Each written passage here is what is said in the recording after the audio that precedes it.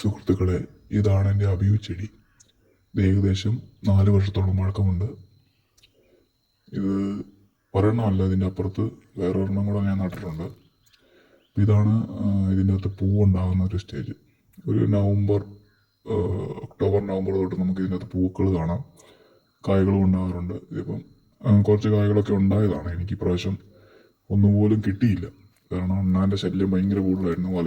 വലയിടാൻ നോക്കിയിട്ടും ഒന്നുപോലും എനിക്ക് ലഭ്യമായില്ല. ഇത് പോരേണ്ട ഒരു ഉണ്ടായതാണ്.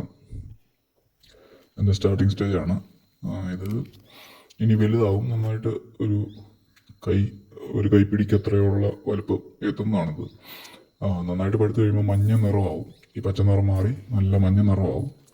ഭാഗത്തൊരു ജെല്ലി പോലത്തെ ഒരു ഫ്രഷാണ് ഉള്ളത് ഇതിന്. ഇത് അപ്പുറത്ത് വേറൊരു അബിയും കൂടെ നട്ടിട്ടുണ്ട്. പക്ഷെ അതിലിതുവരെ കായ ഉണ്ടായിട്ടില്ല. അതിനേക്കാളും ചെറിയ മരമാണിത്. ഇതിലാണ് കായ ഉണ്ടായിരിക്കുന്നത്. നിങ്ങൾക്ക് ട്രൈ ചെയ്യാവുന്നൊരു മരമാണ്.